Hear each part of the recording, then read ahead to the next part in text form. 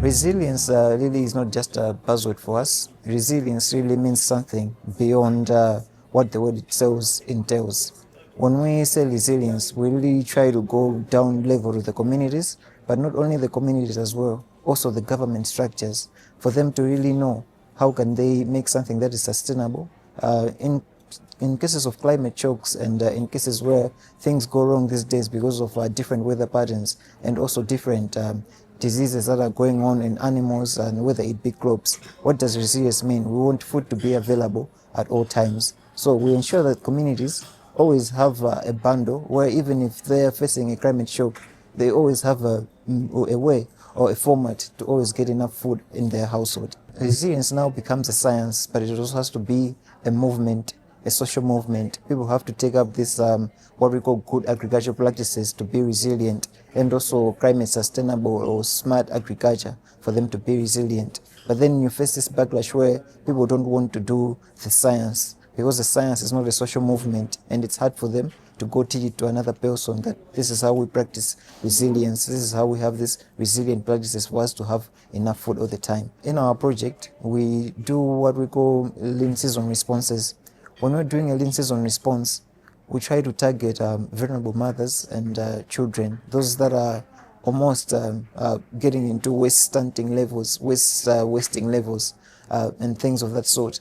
But usually when maybe you want to give these people some help or support, people do not understand why these people are getting this kind of help and support. We had a same exercise that we did in Deza last year. When we did this exercise, we discovered that there was a woman named Linda who had 2 children, and one of these children was really backlashing on malnutrition. You would see that using their MOAC, which is a scale that we measure to measure malnutrition, they were really not showing good signs that they're going to survive if they're not getting enough food anytime soon. Well, we gave them food, but what happened? The chiefs thought that the food we just gave them, it was not targeted at all. What do? They go there and there's no safeguarding. They try to take these resources away. But we also do what we call now the plus interventions. What do we give them? We give them things like cassava cutting seeds so that they plant, so that in times where they go beyond the food ration we give them, they're still able to support themselves. But usually, because they think that us giving them cuttings is a very bad way of investing, they don't plant these things. They end up selling them. In the end, we're facing this problem of resilience that even in the household, they're also not taking resilience in their own hands, and they're still waiting for us to support them.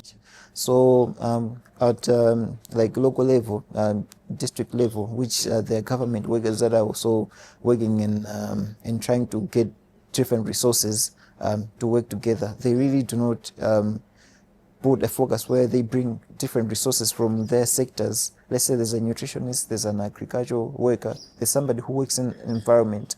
They would rather all have different budgets because they have use of the money that they want to do. They want to do different activities. Or it goes into the silos that ministries have. That ministries want to work alone, and they want to show off what they're doing. They don't believe that if they're working with another line ministry, then they will share results. But one thing that I will tell you today, that maybe is a message that you can take to your project, take to your work stream, is that social behavior change communication is very important whenever you're trying to do anything. How do you do this? So you streamline this with theories that are there existing, and as I was saying, that you don't only listen to the part of them as being a science, you also try to tackle the social movement. Before you want to do your project, go understand the people that you're trying to work with. Go understand why they don't want to do a particular thing and would rather do another thing. Because in here you catch different incentives, you catch different interests. Even when you're in the community, this is how you know, okay, these people, if I bring this kind of help to them, they won't understand it. But how do I do it? I bundle it with something, and then it goes together. The social behavior part is going to remain, and that's how you're going to change their mindset and also make your science become a social movement. Because if we don't do this, then we'll be preaching a message, or we'll be taking interventions that won't be taken up, and then we'll be asking ourselves, where is sustainability and where is resilience at the end of the day? Local advisors and or other advisors that are there, technical people working on matters, they don't just carry messages that they've taken from school and from past experiences. We always use this terminologies such as improving local solutions. Local solutions don't usually come from the proposals already written. They would come from people that are in the communities, people that are working on things. Because sometimes even them, they might not have a local solution. But then when you come there and then you start a discussion, you end up arriving to a local solution that you alone would have not envisioned if you were working in your top-down structure. And also them, if they never had that platform, they would never come to this local solution. So advisors need to listen more to the people that they work with. And also the people that are on the ground need to know that, okay, this person is here to help, to support. So let's give them all these things that we have, and together we're going to co-create and have a solution that will help us as a community and move forward. Collaborating on rural resilience in a format like this, where the sector network of rural development in Africa comes together, really helps us, because what happens is there are different experiences that each and every project is facing. Like the experiences that I've shared. Some projects have maneuvered in a way to source this, and maybe the problems that we might say that are really challenging, they have solutions.